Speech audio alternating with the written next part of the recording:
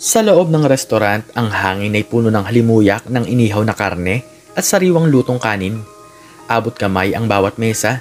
Pilit na pinupuno ang tiyan ng mga taong naghahanap ng kasarapan o marahil ng kapayapaan. Si Jonathan, ang manager, ay naglalakad sa pagitan ng mga mesa. Ang kanyang tingin ay matalim. Sinisigurado ang bawat kubyertos ay nasa tamang lugar at ang bawat ngiti ng mga empleyado ay hindi peke. Magandang gabi po, sir, ma'am. Ang bati niya sa isang mag-asawa. Ang kanyang tinig ay pinilit na maging malambing kahit na ang kanyang isip ay abala sa dami ng order na dumarating. Ang restaurant ay puno, halos walang bakanteng upuan. Ang kalansing ng mga plato at baso, ang huni ng mga nag-uusap, ang malakas na tawa mula sa isang sulok, lahat ay bumubuo ng symphony ng isang abalang gabi. Bigla, isang anino ang lumitaw sa labas ng malaking salaming pinto. Isang matandang babae, balot sa lumang kumot. Ang kanyang mga mata ay naghahanap ng kung anong pag-asa. Si Aling Corazon. Ang kanyang muka ay lukot sa dami ng pinagdaraanan. Ang kanyang buhok ay parang ulap na sa puti at ang kanyang mga kamay ay nanginginig sa lamig. May dala siyang isang maliit na sako. At sa kanyang tabi, dalawang bata ang nakakapit sa kanyang palda. Ang kanilang mga mata ay malaki at puno ng pag-asa. O marahil ay gutom. Jonathan, may nakita ka ba? Tanong ng isang waiter, si Tonyo, habang naglalakad papalapit. May dalang tray ng mga baso. Parang may tao sa labas. Napalingon si Jonathan, nakita niya si Aling Corazon at ang mga bata. Kumunot ang kanyang noo. Ano na naman yan? Hindi ba't sinabi ko na sa inyo na bawal ang mga palaboy dito? Nakakasira ng imahe ng restaurant. Pero sir, mukhang gutom na po sila. Bulong ni Tonyo. Ang kanyang tinig ay puno ng awa. Tingnan niyo po ang mga bata. Gutom? E di magtrabaho sila. Hindi ito charity house. Halos pasigaw na sabi ni Jonathan. Ang kanyang tinig ay bahagyang lumakas. Dahilan upang mapalingon ang ilang kumakain. Huminga siya ng matalim. Pilit na pinapakalma ang sarili. Tonyo, bantayan mo ang counter. Ako ang bahala dito. Naglakad si Jonathan patungo sa pinto. Ang kanyang mga hakbang ay matigas. Bawat tapak ay tila nagpapahiwatig ng kanyang pagkadismaya. Binuksan niya ang pinto ng bahagya, sapat lamang para mailabas ang kanyang muka. Aling Corazon, tama po ba? Ang tanong niya, ang kanyang tinig ay malamig. Ano na naman ang kailangan niyo dito? Tumingala si Aling Corazon. Ang kanyang mga mata ay puno ng pagmamakaawa. Anak, kung mayroon lang sana kayong tira-tirang pagkain, kahit buto-buto lang o kanin. Nagugutom na talaga ang mga apo ko. Ilang araw na po silang hindi nakakakain ng maayos. Ang isa sa mga bata, isang maliit na batang babae na may maruming muka, ay hinawakan ng damit ni Aling Corazon.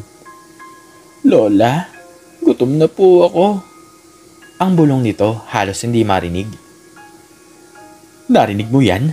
Gutom sila. Sabi ni Jonathan, may bahid ng panunuya sa kanyang tinig. Kung gutom kayo, edi magtrabaho kayo. Hindi ito pamigay. Ang bawat pagkain dito ay pinaghihirapan.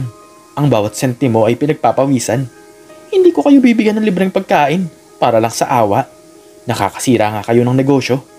Lumayo nga kayo dito bago pa ako tumawag ng pulis. Ang mga mata ni Aling Corazon ay nanlaki. Pero anak, kahit kaunting tulong lang, hindi po kami nang lilimos. Humihingi lang po kami ng pagkain para sa mga bata. Kahit ano po, basta makakain lang sila. Walang kahit ano. Naririnig mo ba ako? Umalis na kayo dito. Sigaw ni Jonathan, ang kanyang tinig ay umaalingaw-ngaw sa loob ng restaurant. Ang mga bata ay nakakapit ng mahigpit kay Aling Corazon. Ang kanilang mga muka ay puno ng takot. Ang maliit na batang babae ay nagsimulang umiyak. Ang kanyang hikbi ay mahina lamang. Lola, natatakot po ako. Huwag kang matakot, apo. Ang bulong ni Aling Corazon, pilit na pinapakalma ang mga bata. Habang ang kanyang sariling kamay ay nanginginig. Jonathan, maawa ka naman. Kahit isang pirasong tinapay lang. Hindi. Hindi ko kayo bibigyan ng kahit na ano. Ngayon, umalis na kayo. Kung hindi, tatawag na talaga ako ng security. Hindi ko hahayaang sirain nyo ang reputasyon ng restaurant na to. Muling sigaw ni Jonathan. Ang kanyang muka ay namumula sa galit. Napayuko si Aling Corazon. Ang kanyang balikat ay bumagsak. Ang pag-asa sa kanyang mga mata ay unti-unting nawala. Dahan-dahan siyang tumalikod. Hawak ang kamay ng mga apo at nagsimulang lumakad papalayo. Ang bawat takbang ay tila isang malaking pasanin. Ang mga hikbi ng mga bata ay naging mas malakas at ang tunog ng kanilang mga paa na naglalakas sa semento ay tila isang malungkot na awit. Mula sa isang sulok ng restaurant, ang isang matandang lalaki na nakaupo sa isang mesa. Ang kanyang buhok ay may bahid na ng uban. Ay tahimik na nakamasid. Si Mr. Renato, ang may-ari ng restaurant. Siya ay kararating lamang mula sa isang mahabang biyahe at nagpasya siyang kumain sa kanyang sariling restaurant bago umuwi. Ang kanyang mga mata ay nanliit habang pinapanood niya ang eksena. Nakita niya kung paano itaboy ni Jonathan si Aling Corazon. Nakita niya ang takot sa mga mata ng mga bata at ang pagkadismaya sa mukha ng matanda. Dahan-dahang tumayo si Mr. Renato. Ang kanyang mga hakbang ay kalmado, ngunit may bigat. Lumapit siya kay Jonathan, naabala sa pagpapabalik ng mga tingin ng mga customer na nakasaksi sa pangyayari. Jonathan, ang malalim na tinig ni Mr. Renato ay umalingaw-ngaw sa likod ng manager. Napalingon si Jonathan. Ang kanyang mukha ay bahagyang namutla nang makita ang kanyang amo. Sir Renato, magandang gabi po. Hindi ko po kayo napansin. Kailan pa po kayo dumating? Sapat lang para makita ang ginawa mo. Malamig na sabi ni Mr. Renato. Ang kanyang tingin ay malalim. Ano ba ang nangyari dito? Bakit mo itinaboy ang matandang babae at ang mga bata? Sir, yun po kasing matandang babae. Nanghihingi ng pagkain. Palagi po siyang nandito. Nakakasira po ng negosyo. Kailangan po nating panatilihin na malinis ang imahe ng restaurant. Mabilis na paliwanag ni Jonathan. Pilit na pinagtatakpan ng kanyang ginawa. Malinis? Ang ibig mong sabihin, malinis sa mga taong nangangailangan? Jonathan, alam mo ba kung sino ang babaeng yon? Tanong ni Mr. Renato. Ang kanyang tinig ay tila bahagyang lumakas. Hindi po sir, isa lang po siyang palaboy na humihingi. Sagot ni Jonathan. Ang kanyang noo ay nakakunot sa pagkalito. Huminga ng malalim si Mr. Renato. Ang kanyang mga mata ay lumayo, tila bumabalik sa nakaraan. Isang palaboy, sabi mo? Jonathan, ang babaeng yun, si Aling Corazon yun. Siya ang nagligtas sa akin noong bata pa ako. Nagulat si Jonathan. Po? Ano po ang ibig niyong sabihin, sir? Noong bata pa ako, tulad ng mga batang yon, palaboy din ako. Gutom. Walang matirahan. Isang araw, nanghihingi ako ng pagkain sa kalye. Halos wala na akong pag-asa. Lahat ay nagtataboy sa akin, tulad ng ginawa mo kay Aling Corazon ngayon. Sabi ni Mr. Renato. Ang kanyang tinig ay puno ng bigat. Pero si Aling Corazon, kahit na mahirap din siya, binigyan niya ako ng kaunting kanin at ulam na meron siya. Hindi lang yun. Kinabukasan, binigyan niya ako ng kaunting puhunan para makapagtinda ng sampagita. At alam mo ang sabi niya sa akin, na wag daw akong mawala ng pag-asa. Gamitin ko daw yun para makabangon ako. Ang kaunting puhunan na yun ang naging simula ng lahat. Ang kaunting tulong na yun ang nagbigay sa akin ng pag-asa na makabangon. Ang kaunting tulong na yun ang nagbigay sa akin ng pagkakataon na maging kung sino ako ngayon. Ang restaurant na to, ang lahat ng to, ay dahil sa kabutihan ni Aling Corazon. Nanlaki ang mga mata ni Jonathan. Ang kanyang mukha ay namutla. Hindi niya inaasahan ang ganitong revelasyon. At ngayon, nakita ko kung paano mo siya itinaboy. Tulad ng ginawa ng ibang tao sa akin noon. Alam mo ba ang pakiramdam ng gutom? Ang pakiramdam ng nawawalan ka ng pag-asa? Ang pakiramdam ng pagiging itinataboy ng mundo? Tanong ni Mr. Renato. Ang kanyang tinig ay kalmado na ngayon ngunit puno ng otoridad. Sir, pasensya na po, hindi ko po alam. Bulong ni Jonathan, ang kanyang tinig ay nakayuko. Hindi mo alam? Ano ang ibig mong sabihin dyan? Wala kang puso, wala kang pag-unawa. Ang restaurant na to ay itinayo hindi para kumita, kundi para rin magbigay ng pag-asa at serbisyo. At ang isang manager na walang pag-unawa sa kalagayan ng kapwa ay hindi nararapat sa posisyon na to. Sabi ni Mr. Renato, ang kanyang tinig ay matalim.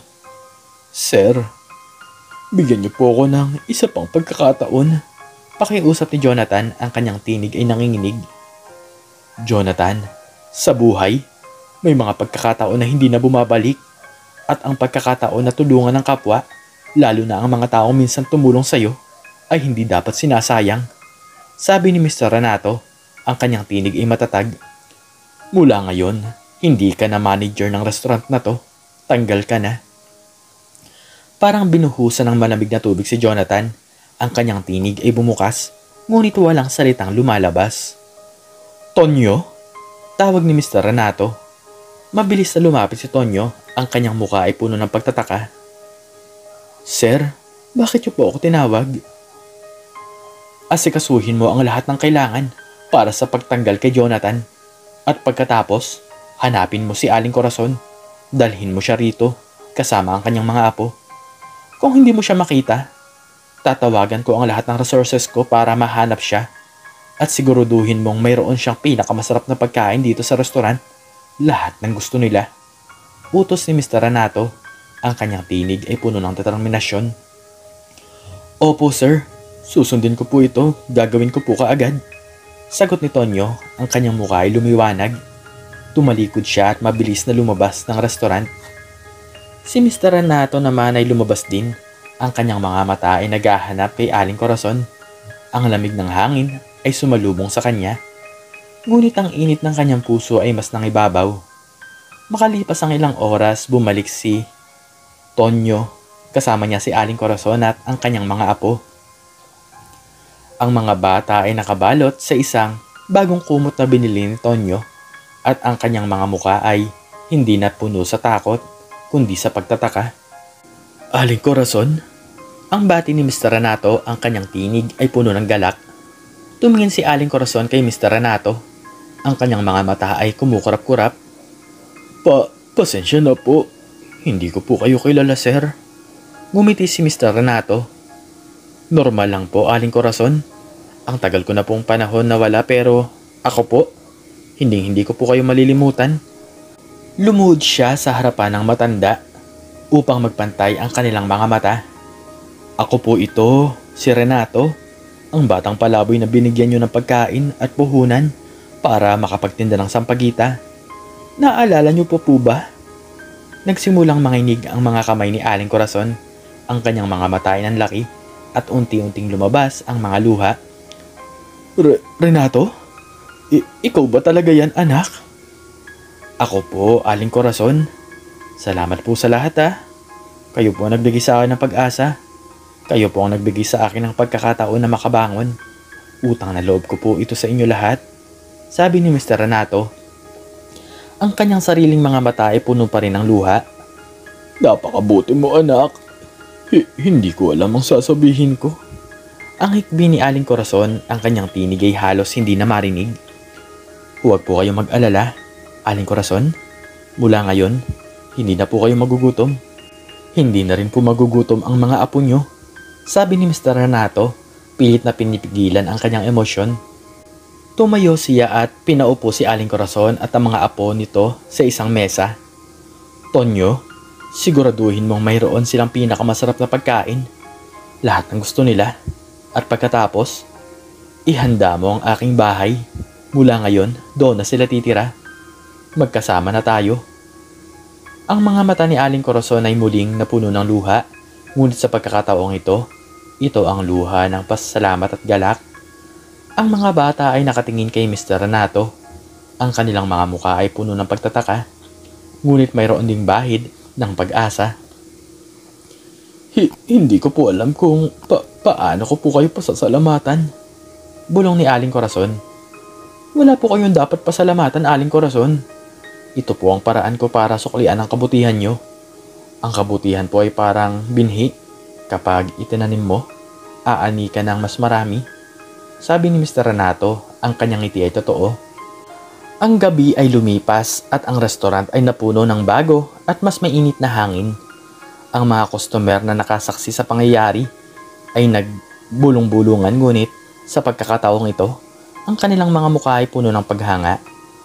Ang kwento ni Mr. Renato ay mabilis na kumalat at ang restaurant ay hindi lamang naging lugar para kumain, kundi lugar para sa inspirasyon. Simula noon, si Aling Corazon at ang kanyang mga apo ay nanirahan sa bahay ni Mr. Renato. Ang mga bata ay nagkaroon ng pagkakataong makapag-aral at si Aling Corazon ay nagkaroon ng kapayapaan sa kanyang puso. Ang kanyang mga araw ay hindi na puno ng takot sa gutom, kundi ng pagmamahal at pasasalamat. Isang araw habang naglalakad si Mr. Renato sa kanyang restaurant, nakita niya si Aling Corazon na nakaupo sa isang sulok, nagbabasa ng libro sa mga apo. Ang mga bata ay nakikinig ng mabuti. Ang kanilang mga muka ay puno ng kuryosidad. Aling Corazon, kumusta na po kayo? Tanong ni Mr. Renato. Ang kanyang tinig ay puno ng pagmamahal. Tumingala si Aling Corazon. Ang kanyang ngiti ay malawak. Mabuti po, anak.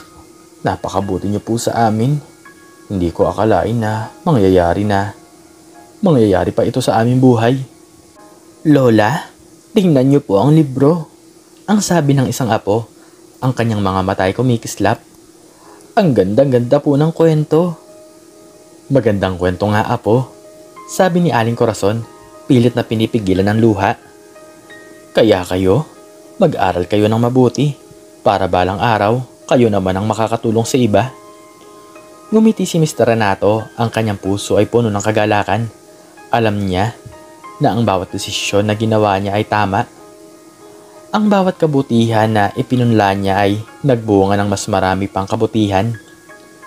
Mr. Renato, ang sabi ni Tonyo, lumapit sa kanila. May gusto po sana akong sabihin sa inyo. Ano yun, Tonyo? Tanong ni Mr. Renato. Sir, ang dami po naming natutunan mula sa inyo. Ang pagiging mabuti sa kapwa, ang pagbibigay ng pag-asa. Napakabuti niyo po. Sabi ni Tonyo, ang kanyang tinig ay puno ng paghanga. Hindi ako ang mabuti, Tonyo. Si Aling Corazon ang mabuti. Siya ang nagturo sa akin ng tunay na kahulugan ng kabutihan. Siya ang nagbigay sa akin ng pagkakataon na maging kung sino ako ngayon. Sabi ni Mr. Renato, ang kanyang tinig ay nakatuon kay Aling Corazon na nakangiti sa kanya. Ang buhay ay puno ng pagsubok, anak. Sabi ni Aling Corazon, ang kanyang boses ay malumanay. Pero sa bawat pagsubok, mayroon ding pag-asa.